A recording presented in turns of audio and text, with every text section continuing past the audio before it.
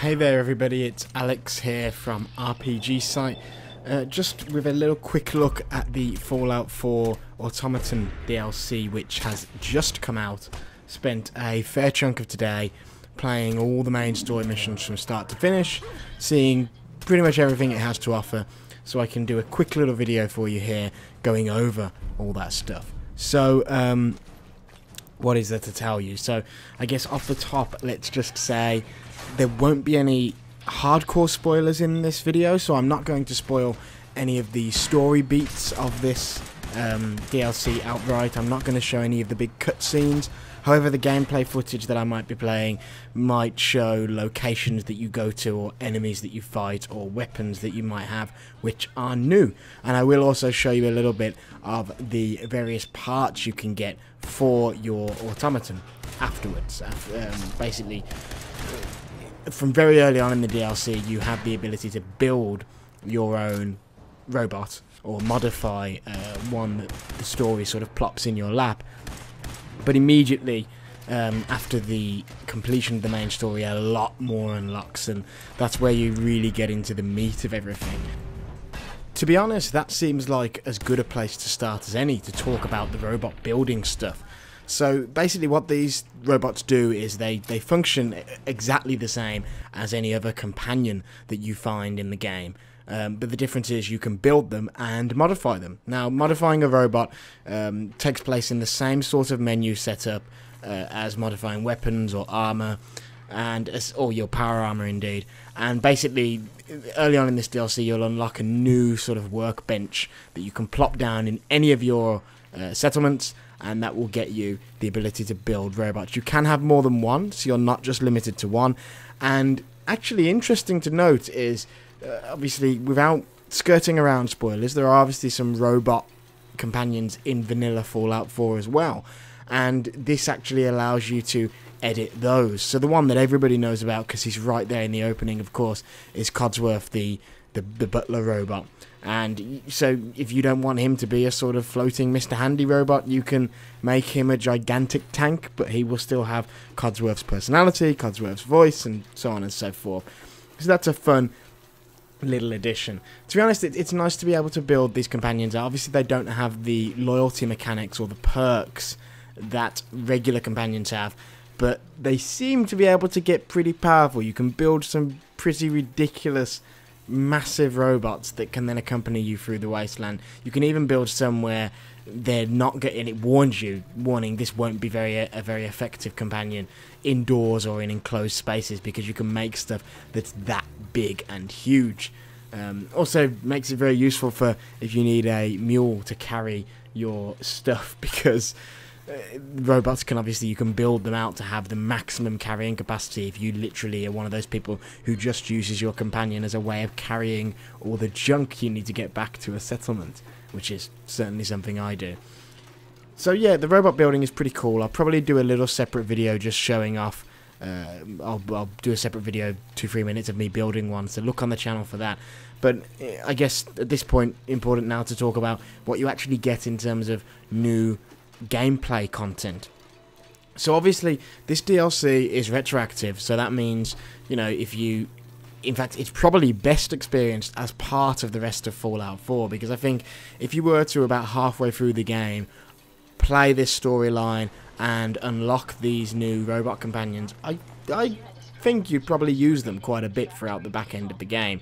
Whereas the DLC, for me, sort of the difficulty level was either really easy of me one-shotting enemies, or really hard, because everything was obviously matched to my level 50 or more level.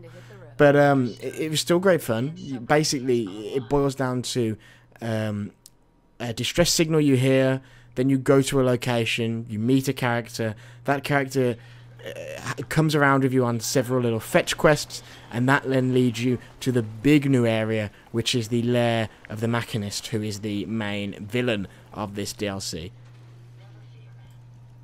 It's certainly not the most complicated of setups for a DLC. It's certainly not the most complicated side quest line in Fallout 4, but it's definitely a pretty meaty quest. If I had to guess, it probably took me somewhere between 2.5 hours to 3 hours to play it from start to finish, and then after that, it is worth noting, the game does sort of give you some additional quests that are basically, I imagine those quests will go forever, but I'm not sure, and they're sort of like the Preston go and help a settlement quests, in that somebody gives you it, and it's sort of a go to a place in the Commonwealth and deal with a particular brand of enemies, and in this instance, of course, they're all robotic.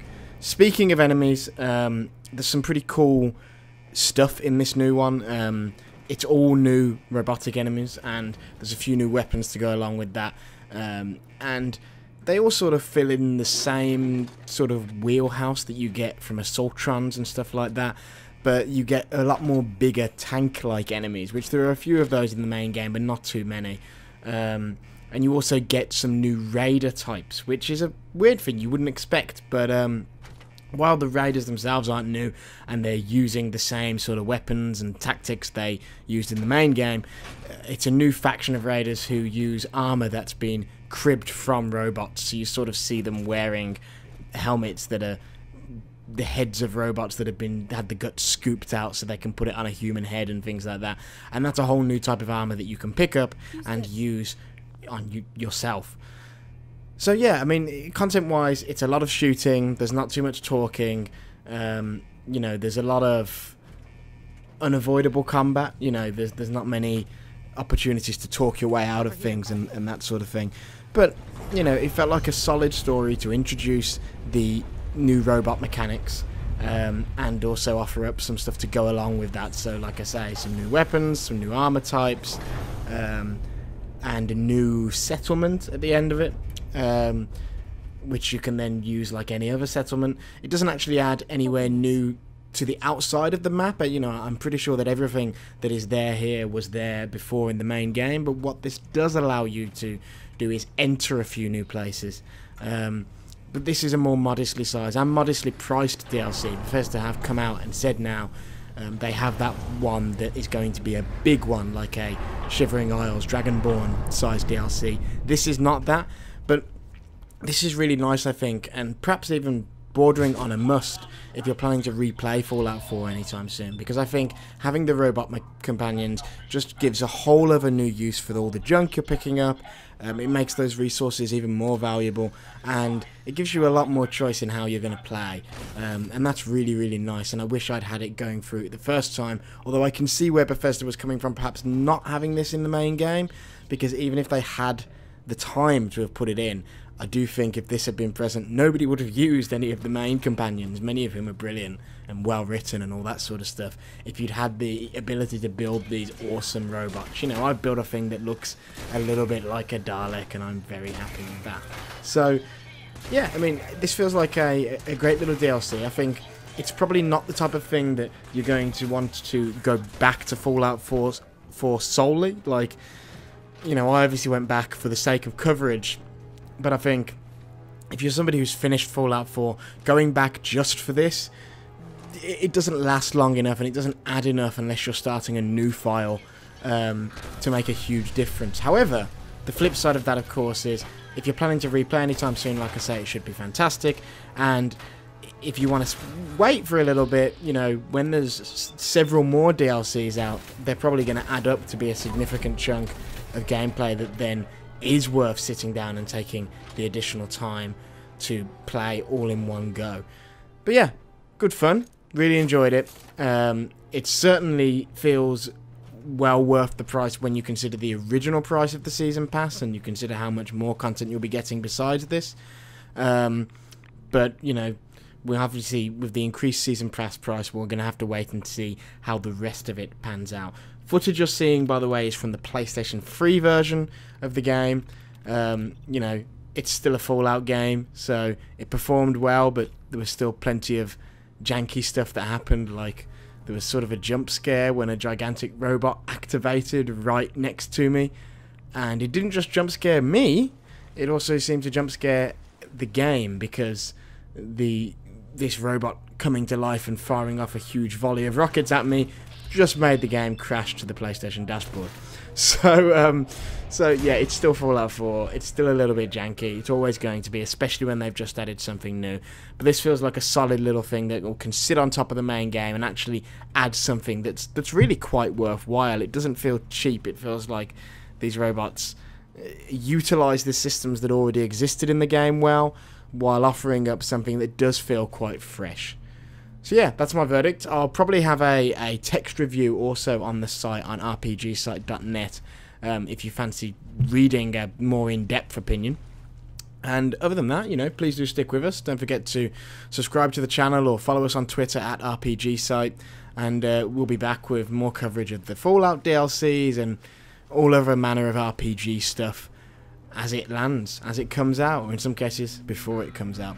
So thanks everyone, I'll see you next time.